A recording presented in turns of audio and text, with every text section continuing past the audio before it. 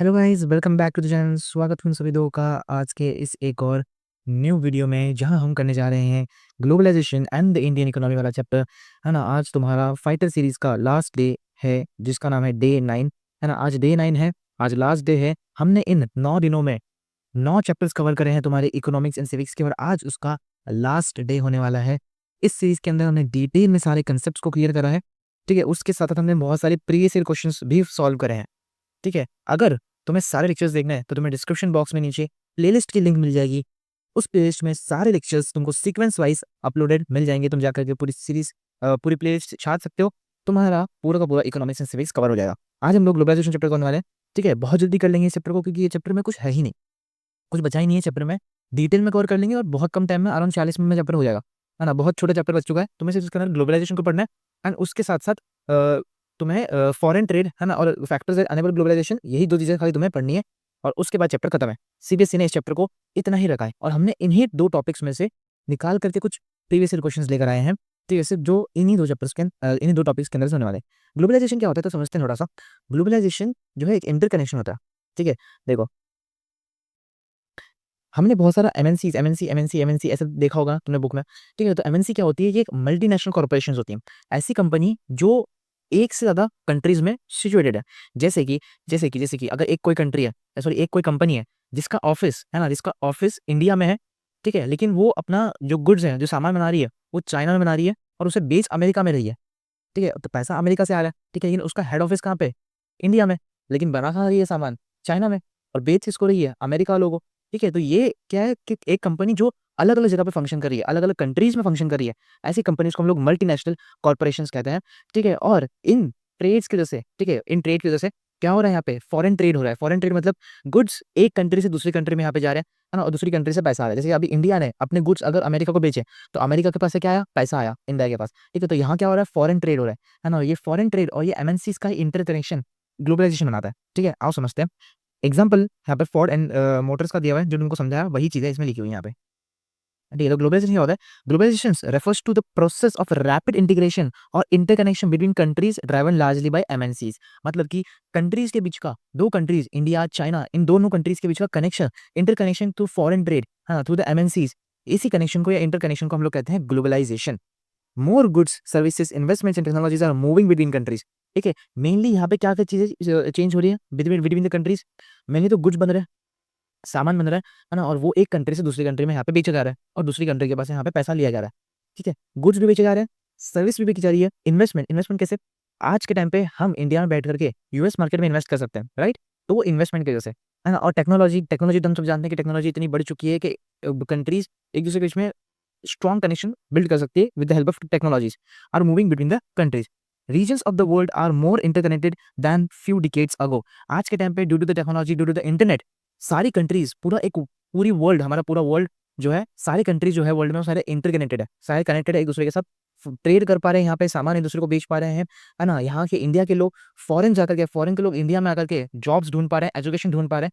ठीक है, तो क्यों है ये सब कुछ? Because of the globalisation. Besides goods, services, investment, technology, the movement of people, ठीक है, movement of people का मैं तुमको एग्जांपल दे दिया, between countries is another form of connection। जैसे movement of people, जैसे कि आज के टाइम पे लोग फॉरेन कंट्रीज जा रहे हैं क्योंकि उन्हें हायर स्टडीज करनी है।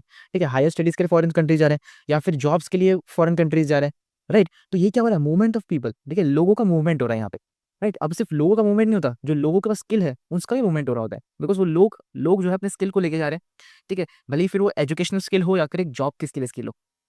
People typically move between countries in search of better income. ठीक है, जॉब्स के लिए, या फिर जॉब्स जॉब्स के लिए, इनकम के लिए, वही जॉब्स एंड इनकम, और या फिर एजुकेशन के लिए। In recent decades the movement of people between countries have been limited due to the various restrictions. Covid वोविड की वजह से, ठीक है, यहाँ पे क्या हो गया था? लोगों का आना जाना, मूवमेंट ऑफ द पीपल जो यहाँ पे रुक गया था। लोगों का मूवमेंट रुक गया था, लेकिन गुड्स का मूवमेंट हो रहा था कि तुम सामान बेच दो। ठीक है, हम नहीं आ पाएंगे। तो अब ग्लोबलाइजेशन, वरना हमने टॉपिक नंबर 1 खत्म कर दिया। ठीक है, मात्र 5 मिनट के अंदर हमारा टॉपिक नंबर 1 खत्म हो चुका है।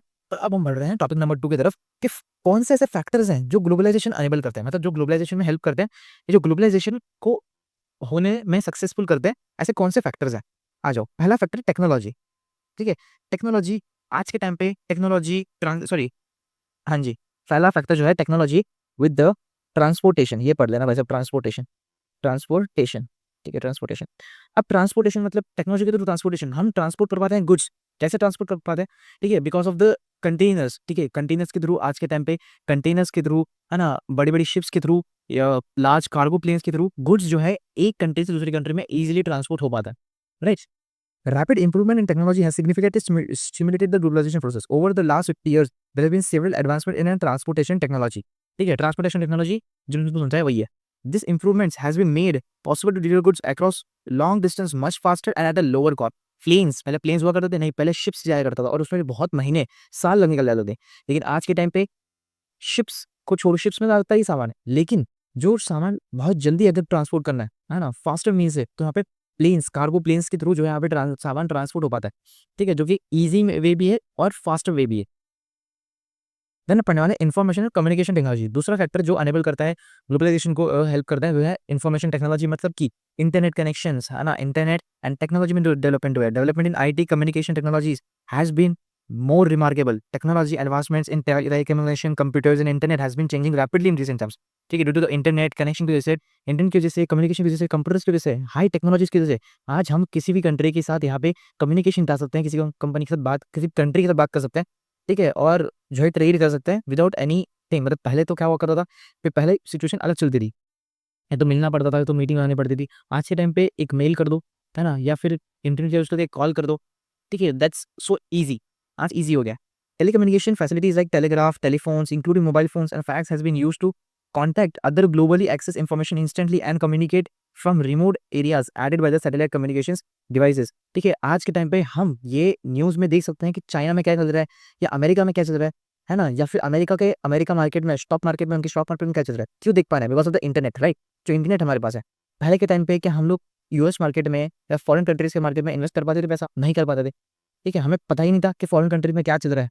लेकिन आज हमें एक मोबाइल के क्लिक पता चल जाता है कि वैसे चाइना में कौन सा वायरस फैलता है, right.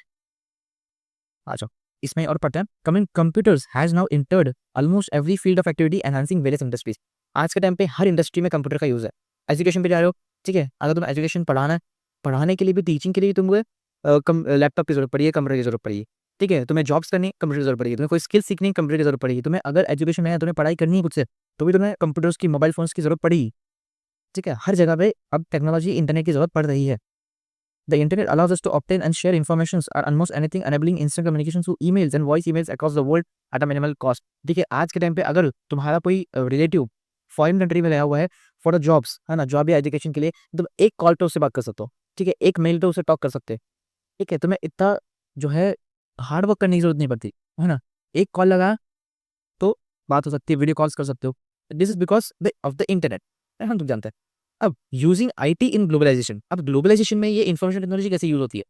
A news magazine published for London reader is designed and printed in Delhi. मतलब हमने देखा ना, मैंने क्या बोला तुमको कि आज हम इंटरनेट से पता लगा पाते हैं कि वैसे फॉरेन में क्या चल रहा है, चाइना में कौन सा वायरस फैल रहा है. लाइक हमें पता चल जाता है इंटरनेट बैठे बैठे कि फॉरेन में क्या हो रहा है ना, अदर कंट्रीज में क्या क्या काम चल रहा है ना, या फिर वहाँ पे कौन सी बीमारी फैल रही है या क्या डेवलपमेंट हो रहा है, हम सब कुछ पता कर सकता है with internet. The text of the magazine is sent through the internet to the Delhi office. ठीक है, the designers in the Delhi office receives the order on how to design the magazine from the office in London museum की telecommunication facilities. ठीक है, ये तो example दिया हुआ है यहाँ पे, ठीक है, ये तो एग्जांपल दिया हुआ है, चलो चलिए. ठीक है, अब हमने यहाँ पे टॉपिक नंबर 2 खत्म तो नहीं कर दिया. हमने दो चीजें पढ़ी, हमने पढ़ा ट्रांसपोर्टेशन, है ना, information technology and transportation, and then हमने पढ़ा इन्फॉर्मेशन टेक्नोलॉजी एंड इंटरनेट के बारे में. ये दो फैक्टर्स को अनेबल करते ही ग्लोबलाइजेशन हेल्प करते हैं. तीसरा एक फैक्टर है जो कि liberalisation of foreign trade and foreign investment policies. क्या चीज है ये, आओ थोड़ा समझते हैं कि लिबरलाइजेशन होता क्या है. एक सेकेंड, हम डायरेक्ट क्वेश्चंस पे क्यों आ गए. ये रहा, ठीक है. Tax on the imports is an example of tax benefit. We have a tax. देखो, तुम्हें एक कहानी समझाई जाती है, ठीक है, इस टॉपिक पे एक कहानी बनती है, ठीक है. कहानी यह है कि आज से अगर तुम इंडिपेंडेंस के टाइम पे जाओगे, जब भारत न्यूली आज़ाद हुआ था, तब भारत में आज के टाइम पे जैसे टाटा है, बिरला है ना, रिलायंस है, बड़ी बड़ी कंपनीज हैं. उस वक्त टाइम पे एक ये कंपनीज, ये इंडस्ट्रीज, ये मशीनरीज, ये सारी चीज़ें इंडिया में नहीं हुआ करती थी. उस टाइम पे लोग फार्मिंग करके अपना पेट भर लिया करते थे, ठीक है, फार्मिंग करते थे और उससे अपना पेट भर लिया करते थे. उस टाइम पे ना कोई मशीन्स हुआ करती थी, ना कोई बिजनेस हुआ करते थे, ना कोई गुड्स प्रोड्यूस हुआ करते थे इंडिया के अंदर. अब इस वजह से क्या हुआ, इंडियन गवर्नमेंट ने देखा कि हमारे कंट्री में कोई गुड्स एंड सर्विसेज का प्रोडक्शन ही नहीं हो रहा है. मतलब हमारी कंट्री इकोनॉमिकली खुद से ग्रो नहीं हो रही है, तो हमें क्या करना पड़ रहा है, हमें बाहर की कंट्री से, है ना, दूसरी कंट्री से सामान मंगाने पड़ रहा है, क्योंकि हमारी कंट्री में तो प्रोडक्शन हो नहीं रहा, हमारी कंट्री में तो सामान बन नहीं रहा, तो हमें बाहर की कंट्री से खरीदना पड़ रहा है, और इस वजह से हमें थोड़ा महंगा पड़ रहा है। ठीक है, हमें महंगा पड़ रहा है। तो अब गवर्नमेंट ने फैसला लिया, गवर्नमेंट जो है यहाँ पे एनकरेज करेगी, किसे एनकरेज करेगी, हमारे जो कंट्री के छोटे छोटे बिजनेसमैन है, स्मॉल स्केल बिजनेसमैन है ना, जो धंधा स्टार्ट करना चाहते हैं, जो गुड्स एंड सर्विसेज बनाना चाहते हैं, है ना, कंट्री में बिजनेस स्टार्ट करना चाहते हैं, उन्हें एनहांस करेगी, है ना, उन्हें ग्रोथ करेगी, ताकि वो यहाँ पे एनकरेज हो, और जितना वो एनकरेज होंगे, है ना, उतना बिजनेस बढ़ेगा कंट्री में, एंड उतना कंट्री का डेवलपमेंट होगा। एट द एंड कंट्री में गुड्स सामान बनेगा, हमें बाहर से सामान मंगाने की जरूरत नहीं पड़ेगी। तो इस वजह से क्या हुआ, गवर्नमेंट ने सोचा कि ऐसा किया जाए। लेकिन यहाँ पे एक प्रॉब्लम थी उस टाइम पे।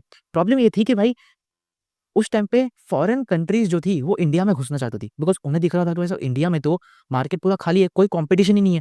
ठीक है, अगर हम अभी इंडिया में जाके अपनी कंट्री कंपनी बसा ले, तो इंडिया में तो ऐसा कोई हमारा कॉम्पिटिटर ही नहीं है जो हमारे साथ कॉम्पीट करेगा, तो मतलब हम ही सिर्फ मार्केट मार्केट के किंग रहेंगे, है ना, हमारे पास ही सारा कंट्रोल रहेगा। तो इस रीजन से गवर्नमेंट ने बोला कि भाई साहब सबर करो, सबर करो। गवर्नमेंट ने यहाँ पे ट्रेड बैरियर्स लगाए, मतलब कि within the boundaries of the India या within the boundaries of the country, जो भी कंपनीज बाहर से अपना सामान इंपोर्ट करवाएंगी इंडिया में, मतलब जो भी कंपनी से हम लोग बाहर से सामान खरीदेंगे, या जो भी कंपनीज अपना सामान बाहर से यहाँ पे बेचेगी, उन पे लगेगा टैक्स, उन पे लगेगा टैक्स। अगर 5 रुपए का सामान बेच रहे हैं तो उन पे 5 रुपए का टैक्स लगेगा। ठीक है, उन पे 5 रुपए का टैक्स लगेगा। अब उससे क्या होगा, उन्होंने अपना सामान, जो फॉरेन की कंट्रीज थी वो इंडिया में सामान इंपोर्ट तो कर रही थी, लेकिन अब जो सामान 5 रुपए में इंपोर्ट कर पा रही थी, अब उस सामान को उनको 10 रुपए देने पड़ रहे हैं। तो उस वजह से क्या हो रहा है, वो मार्केट में जाकर के इस सामान को 15 रुपए में बेच रहे हैं। ठीक है, इनसे इससे क्या होगा, इससे प्राइसेस बढ़ जाएगा गुड्स के, और लोगों ने खरीदना कम कर दिया। लोगों ने कहा भाई प्राइसेस तो बढ़ रहे हैं सामान के, हम नहीं खरीदेंगे, हमें नहीं खरीदा, है ना, हमने नहीं खरीदा। तो उन्होंने क्या कर दिया, सामानों को नेगलेक्ट करना स्टार्ट कर दिया फॉरेन कंट्रीज के।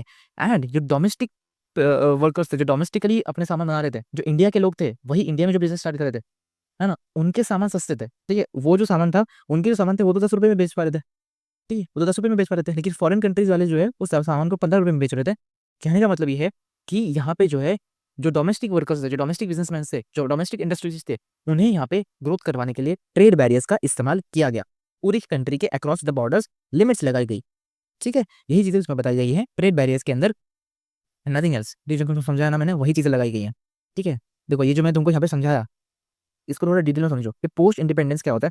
कि जब भारत आज़ाद हुआ था, उसके बाद गवर्नमेंट ने यहाँ पे बैरियर्स लगाए थे, जो मैंने तुमको समझाया, ऑन द फॉरेन ट्रेड के अंदर, और फॉरेन इन्वेस्टमेंट, जो बाहर के कंट्री वाले यहाँ पे सामान जो है भेज रहे हैं इंडिया में, या इंडिया में जो इन्वेस्टमेंट कर रहे हैं, उस पर उन्होंने ये जो यहाँ पे बैरियर्स लगा दिए, ताकि वो ना कर सकें, उस पर टैक्स लगा दिया, है ना, ताकि हमारे जो डोमेस्टिक वर्कर्स हैं, जो डोमेस्टिक सामान बना रहे हैं इंडिया के लोग, उनको प्रोटेक्ट किया जा सके। The rational reason behind this barriers was to shield Indian industries, जो मैंने तुमको समझाया। ठीक है, ड्यूरिंग कितना 1950 टू 1960 में इंडिया जो है इंपोर्ट करता था सामान बाहर से बहुत सारा, जैसे कि मशीनरी, फर्टिलाइजर्स, पेट्रोलियम, है ना, ताकि उनकी इंडस्ट्री ग्रो हो सके, इंडिया ग्रो हो सके। बिकॉज इंडिया के पास खुद का तो सामान था नहीं, तो उनको बाहर से इंपोर्ट करना पड़ता था। ठीक है, उनको तो बाहर से इंपोर्ट करना पड़ता था, बस उनके पास खुद का सामान था नहीं। तो इस वजह से उस सामान पर उन्होंने टैक्स लगवा दिया, और एनकरेज किया अपने खुद के वर्कर्स को, इंडिया के वर्कर्स को, ताकि वो वहाँ पे इंडिया में प्रोडक्शन कर सके। This approach of protecting domestic industries through trade barriers was also followed by many developed countries during their early stage of development. ठीक है, इसका मतलब क्या था कि उन्होंने, इंडिया के गवर्नमेंट ने इंडियन जो डोमेस्टिक वर्कर्स थे, डोमेस्टिक इंडस्ट्रीज थे हमारी इंडिया के, उन्हें प्रोटेक्ट किया। ठीक है, उन्हें बचाया, उन्हें पाल पोस के बड़ा करा।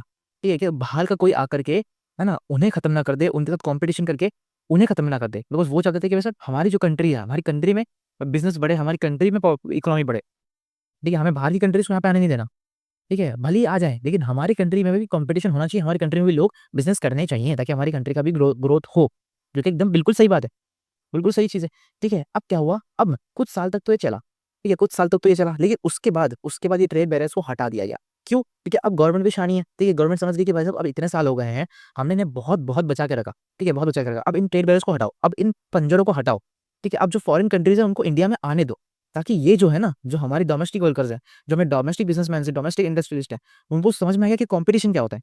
ठीक है, जब उनके सामने एक दूसरा आदमी, दूसरी कंपनी खड़ी होगी, ठीक है, जो सेम प्रोडक्ट बना रही है, तब उन्हें समझ में आएगा कि भाई साहब किस तरह से माल को बेचना है, कंट्री के अंदर मार्केट में माल बेचना कैसे।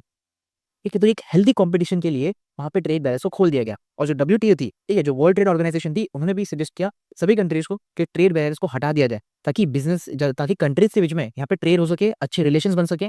ठीक है, और कंट्री की इकोनॉमी यहाँ पे चेंज हो सके। कैसे इकोनॉमी चेंज होगी, कि अगर हमने रशिया से तेल लिया, तो हमने रशिया को क्या दिया, पैसा दिया, तो रशिया के पास क्या आया, पैसा आया, हमारे पास क्या आया, तेल आया। ठीक है, तो ये ट्रेड हो पाए, समझ रहे हो। For reaching changes in trade policy around 1950, government decided the limit has been come for Indian producers to compete with the producers around the globe. जो तुमको समझाया ना वही चीजें इसमें बताई गई हैं, ठीक है। अराउंड 1991 में लिबरलाइजेशन क्या होता है? Liberalisation refers to the removal of the barriers, मतलब ये बैरियर्स जो ट्रेड बैरियर्स थे उनको रिमूव करना, इसे हम कहते हैं liberalisation. And restrictions set by the government on foreign trade and investment, इन सब रिस्ट्रिक्शंस को हटाना, इसे हम लोग लिबरलाइजेशन कहते हैं। With liberalisation businesses are given the freedom to make their own decisions about what to import and what to export. अब इससे क्या हुआ? ट्रेड बैरियर्स हटने से क्या हुआ? ट्रेड बैरियर्स हटने से अब जो हमारे डोमेस्टिक वर्कर्स थे उनके पास भी एक फ्रीडम आ गई, है ना। एक फ्रीडम आ गई कि अब वो भी जो अपना सामान वो बना रहे हैं, है ना, वो दूसरी कंट्री में बेच सकते हैं, है ना। जैसे कि हमारी कंट्री में अगर कोई शर्मा जी है, ठीक है, वो कोई सामान बना रहे हैं या फिर वो कोई लेट्स सपोज अगर वो एक मोबाइल फोन बना रहे हैं, हाँ, तो अब उनके पास ये फ्रीडम आ चुकी है कि अब वो उस मोबाइल फोन को बना करके अमेरिका में बेच सकते हैं, ठीक है, बिकॉज ट्रेड बैरियर्स हट चुके हैं, ठीक है। अल्सो अगर उन्हें कोई अगर उन्हें मोबाइल फोन बना रहा है ना, और उसके लिए उनको प्रोसेसर चाहिए अच्छा, तो वो अमेरिका से उस प्रोसेसर को खरीद भी सकते हैं, तो मतलब इंपोर्ट एक्सपोर्ट हो सकता है। The government imposes fewer restrictions compare to the before, making the trade environment more open and liberal. इसे हम कहते हैं लिबरलाइजेशन। अब ये सजेस्ट किसने करा था कि ट्रेड बैरियर्स हटाओ बेटाओ सब कुछ काम करो? ये कहा था वर्ल्ड ट्रेड ऑर्गेनाइजेशन है, जैसे वर्ल्ड हेल्थ ऑर्गेनाइजेशन है, world health organisation WTO, WHO, वैसे ही वर्ल्ड ट्रेड ऑर्गेनाइजेशन है ना, जो किसमें काम करती है? जो इंटरनेशनल ट्रेड में काम करती है, ठीक है। It has started the initiative of developed countries and establish rules for international trade and ensuring they are followed, ठीक है, इंटरनेशनल ट्रेड के लिए, ताकि जितने रिलेशंस हैं कंट्रीज के बीच में, दो कंट्रीज के बीच में ट्रेड रिलेशंस हैं उन्हें मेंटेन किया जा सके, है ना। और उन सब चीज़ों पे नजर रखने का काम करता है WTO करता है, जिसमें 160 कंट्रीज के मेंबर्स अवेलेबल है, ठीक है। 160 कंट्रीज ऐसे हैं जिसके मेंबर्स WTO में एज ए मेंबर है, ठीक है। While the WTO is meant to encourage free trade for all developed countries often retain unfair trade barriers, तो उन्होंने सजेस्ट किया था कि वैसे ट्रेड बैरियर्स को हटा दिया जाए, ठीक है। ये अच्छा होगा कंट्री के लिए भी, हर कंट्री के लिए, और पूरे इंटरनेशनल ट्रेड के लिए अच्छा होगा, फॉरेन ट्रेड के लिए। Meanwhile, WTO rules has pressures developing countries to remove these trade barriers. An example of this imbalance is ongoing debate over trade in agricultural product. ठीक है, ठीक है, ठीक है। चलो चलो चलो चलो चलो जी भाई साहब, 20 मिनट खत्म हो गए, 20 मिनट में हमने चैप्टर को कर दिया समाप्त। लेट्स गो, चलो कंसेप्ट हो गए, बस ये दो टॉपिक्स ही है, इससे तो कुछ नहीं है। इन दो टॉपिक्स के अलावा और कुछ नहीं। कुछ क्वेश्चंस देख लेते हैं, बिकॉज इस चैप्टर से इतने क्वेश्चंस नहीं आएंगे, बेसिकली इन दो टॉपिक्स पे क्वेश्चन आएंगे। और तुम मुझे बताओ इन टॉपिक्स पे कितने ही क्वेश्चन आएंगे? ये दो टॉपिक्स हैं, इन दोनों दो ही टॉपिक्स में कितने क्वेश्चन आ जाएंगे? ज़्यादा से ज़्यादा, ठीक है। तो हम लोग कुछ ही क्वेश्चंस करेंगे, है ना, 5 से 7 क्वेश्चंस, क्वालिटी क्वेश्चंस, 5 से 7 क्वालिटी क्वेश्चंस करवा दो, हाँ, अराउंड 20 मिनट, 20 से 25 मिनट के अंदर चैप्टर को खत्म कर देता, ठीक है। चैप्टर खत्म कर देते, तुम्हें क्वालिटी क्वेश्चंस, अच्छे क्वेश्चंस करवाओगा। Evaluate the impact of opening foreign trade, ठीक है। अगर हम लोग फॉरेन ट्रेड, मतलब हम लोग अगर ट्रेड बैरियर्स हटा दें तो उससे क्या होगा? The choice of the goods in market increases. क्या ए ऑप्शन, क्या फर्स्ट ऑप्शन होगा? हाँ जी, ये होगा, बिल्कुल होगा। Producers from two countries compete despite distances, हाँ जी, दो प्रोड्यूसर्स यहाँ पे दो कंट्रीज में कंपटीशन बढ़ेगा। Foreign trade connects market in different countries, बिल्कुल। The quality of the product is always good, नहीं, क्वालिटी किसका कैसा हम नहीं बता सकते, ये बाकी चीजें हम बता सकते हैं, पर इसका आंसर जो होगा ना, वो डेफिनेटली यहाँ पे बी होने वाला है। क्या होने वाला है? बी होने वाला है, ठीक है, ठीक है, ठीक है, ठीक है। आ जाओ, अगला सवाल, अगला सवाल, अगला सवाल देखो। Identify the correct statement about globalisation. Globalisation पर कौन सा करेक्ट स्टेटमेंट है? क्वेश्चन पढ़ो, आंसर बताओ, मैं तुम्हें आंसर बताता हूँ क्या होने वाला है। Removal of barriers with the government, है ग्लोबलाइजेशन है? क्या ग्लोबलाइजेशन है? क्या ग्लोबलाइजेशन है? बिल्कुल। Foreign companies are allowed to set up factories, है ना, ट्रेड बैरियर्स खुल गए एंड फॉरेन कंपनीज जो है पे ट्रेड कर पाएंगे, yes. Has ended all companies to increase their investments, नहीं भाई साहब, he hasn't, he lessen foreign investment and foreign trade, lessen नहीं भाई साहब, फॉरेन इन्वेस्टमेंट फॉरेन ट्रेड तो बढ़ना चाहिए ग्लोबलाइजेशन की वजह से, ठीक है। तो इसका आंसर क्या होगा? इसका आंसर क्या होगा? इसका आंसर क्या होगा? बिल्कुल बिल्कुल, इसका आंसर जो है यहाँ पे ए होने वाला है, ए होने वाला है। अगला सवाल, which is an example represent globalisation, ठीक है। Indian government portal for local governments, नहीं। IKEA store in Bengaluru selling Chinese products, मतलब कि आईकिया स्टोर जो कि एक अदर कंट्री है, सॉरी अदर कंट्री की कंपनी है, ठीक है, लेकिन उसका स्टोर इंडिया बेंगलुरु के अंदर है, मतलब स्टोर उसका इंडिया के अंदर है ना, और वो चाइना के माल बेच रहा है, मतलब डैम ब्रदर, ठीक है, ये ग्लोबलाइजेशन है, ये क्या? ये ग्लोबलाइजेशन, ये है ग्लोबलाइजेशन, ये है globalisation. Which of the following is not a multinational company, कौन सी कंपनी जो मल्टीनेशनल कंपनी नहीं है? सर टाटा मोटर्स बिल्कुल मल्टीनेशनल कंपनी है, इन्फोसिस है मल्टीनेशनल कंपनी, रेनबैक्सी है, मतलब इसमें से नन ऑफ द अबो इसका आंसर होगा, ठीक है, नन ऑफ द अबो इसका आंसर होगा, ठीक है, बिल्कुल होगा। अगले सवाल पता है, अगले सवाल पता है, अगले सवाल पे आते हैं। अगला सवाल क्या कहता है? Which of the following is not an example of an globalisation, not an example, ठीक है। गूगल ग्लोबल ऑफिस, ये तो एग्जांपल है भाई साहब, ग्लोबलाइजेशन तो ये। Indian railways is major employer, being a major employer, हाँ हाँ हाँ, इंडियन रेलवेज तुमको नाम से समझाना चाहिए। इंडियन रेलवेज मतलब जो इंडिया में ऑपरेट कर रही है भाई, तो इसका क्या कनेक्शन हुआ ग्लोबलाइजेशन के साथ? तो आंसर जो है बी तुम्हारा एकदम से यहाँ पे करेक्ट होने वाला है। अरे एक सेकेंड, हाँ जी, बी तुम्हारा एकदम करेक्ट आंसर होने वाला है। इसके बाद अगले सवाल पे जाओ। Choose the correct statement from the factors of globalisation. कौन सा ऐसा फैक्टर है of globalisation? Improvement in term improvement in transportation technology factor है, बिल्कुल फैक्टर है। तो ए आंसर होगा, ए आंसर होगा। लिबरलाइजेशन बिल्कुल ये फैक्टर है।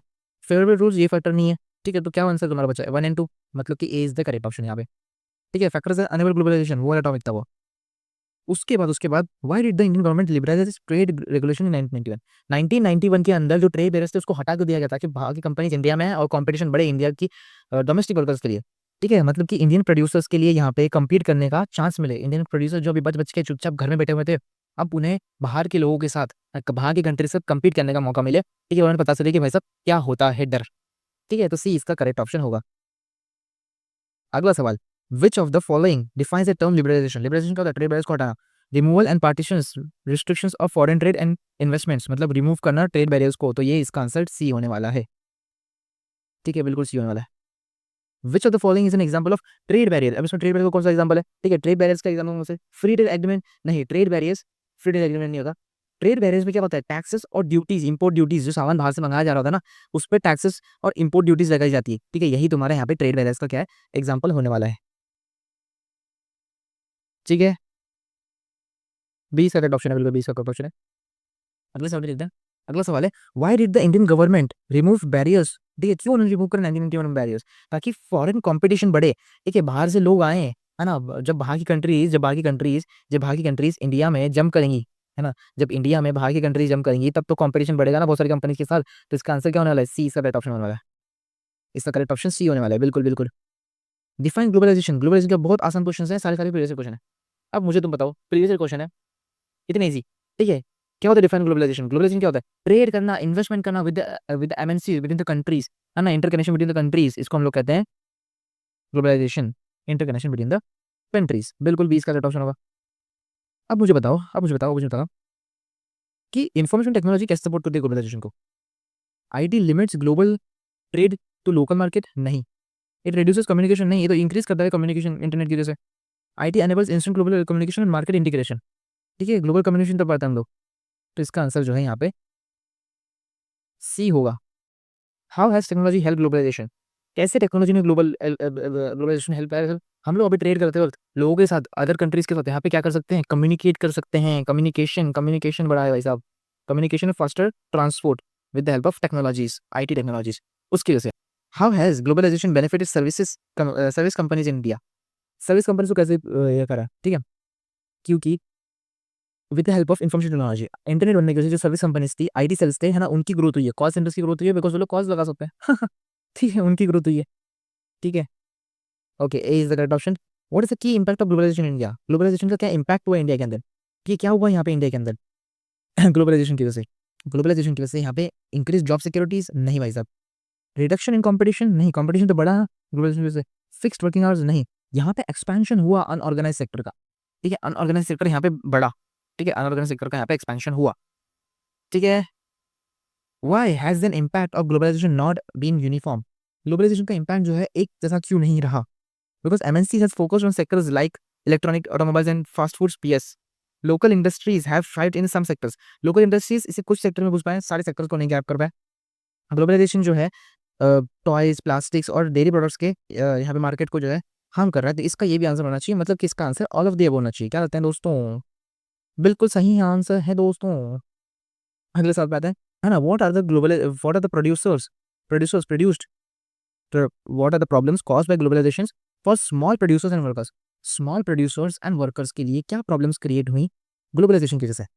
ठीक है, क्या प्रॉब्लम्स क्रिएट हुई? Increase job securities for workers? नहीं नहीं नहीं नहीं, ये तो प्रॉब्लम नहीं थी। Expansion of organise sector? नहीं, एक्सपेंशन ऑफ अनऑर्गेनाइज सेक्टर हुआ। Small producers face severe competition and many units shut down. ठीक है, स्मॉल प्रोड्यूसर्स को यहाँ पे कंपटीशन फेस करना पड़ा, है ना, और उस वजह से उनका प्रॉफिट जनरेट नहीं हो पाया, है ना, एंड दे लॉस में चले गए और उस कंपटीशन के तले दब के वो खत्म हो गए और कंपनीज बंद हो गई। Water has been one of the major factors stimulating globalization in last 50 years. Globalization क्यों इस वजह से बढ़ रहा है? किस वजह से बढ़ रहा है? बिकॉज ट्रांसपोर्टेशन टेक्नोलॉजी इसमें ग्रोथ आ रही है, इस वजह से।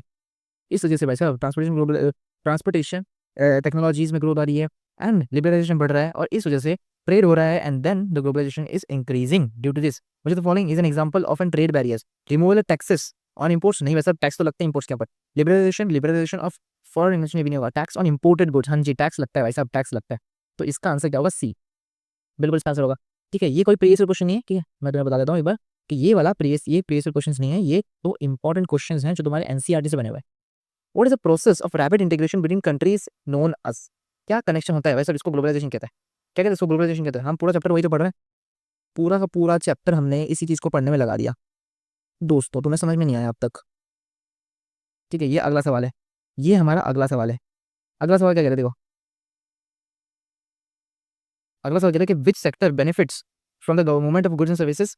ठीक है, कौन से सेक्टर को सबसे ज्यादा प्रॉफिट हुआ, कौन से सेक्टर को सबसे ज्यादा प्रॉफिट हुआ, मैन्युफैक्चरिंग सेक्टर को भाई साहब। अगर इन्वेस्टमेंट और टेक्नोलॉजी बढ़ रही है तो गुड्स एंड सर्विसेज का प्रोडक्शन हो रहा है, यहाँ पे एग्रीकल्चर का क्या लेना है भाई, एग्रीकल्चर तो पहले भी ग्रोथ हो रहा था, तो एग्रीकल्चर तो नहीं आएगा, मतलब मैन्युफैक्चरिंग ही आएगा इसमें, गुड्स सर्विसेज प्रोड्यूस हो रहे हैं मतलब मैन्युफैक्चरिंग। एक सेकंड एक सेकंड एक सेकंड एक सेकंड एक सेकंड,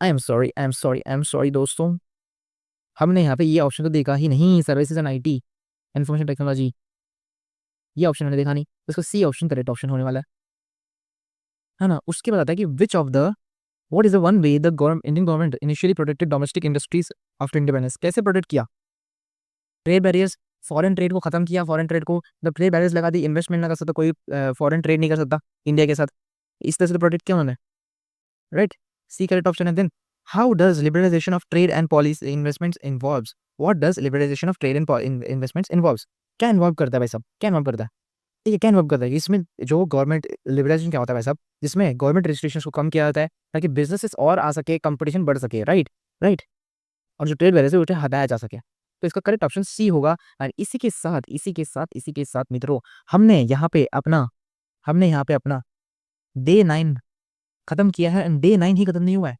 डे 9 ही खत्म नहीं हुआ है, आज हमने पूरा का पूरा सिविक्स एंड इकोनॉमिक्स प्राउडली खत्म कर दिया, 9 दिन 9 चैप्टर्स समाप्त, ठीक है समाप्त, डिटेल्ड कंसेप्ट, डिटेल में क्लियर किया मैंने, ठीक है डिटेल में करने की कोशिश करिए, बहुत डिटेल में करने की कोशिश करिए, ठीक है बहुत ज़्यादा ही नहीं घुस गए हम लोग, बिकॉज आई नो बहुत कम टाइम बचा है, तो डिटेल में कवर करने की कोशिश करिए with less time, and then हमने प्रीवियस ईयर क्वेश्चंस को भी सॉल्व करने की कोशिश करी, हम लोग को कोई स्पेशल क्वेश्चंस दिखा दिया यहाँ पे, ठीक है ऐसे ही क्वेश्चंस हमारे एग्जाम में बनेंगे, बिल्कुल बनेंगे, बिकॉज 2 ही टॉपिक्स तो आने वाले हैं यार, इन 2 टॉपिक्स पे पढ़ने जाना है, बिकॉज यही 2 टॉपिक्स से क्वेश्चन बनने वाले हैं। आई होप तुम लोगों ने यहाँ तक देखा होगा वीडियो, तुम लोग को मजा ही होगी, मजा आए तो hit that like button, subscribe भी कर देना भाई साहब।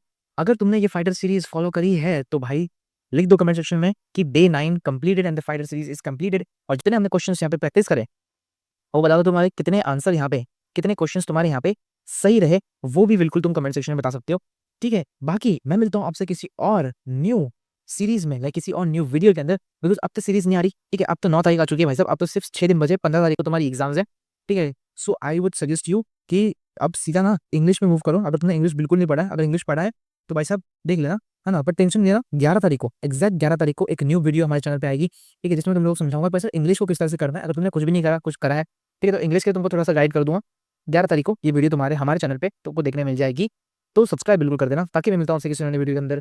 Tata bye bye, take care, और मचाते रहो, और 6 दिन में तुम्हारे एग्जाम्स हैं, अब पढ़ना है, अब कठिनाई से पढ़ना है, ठीक है बहुत तगड़ा पढ़ना है, और तुम फोड़ सकते हो, आराम से फोड़ दोगे, practice practice practice, learn the concepts.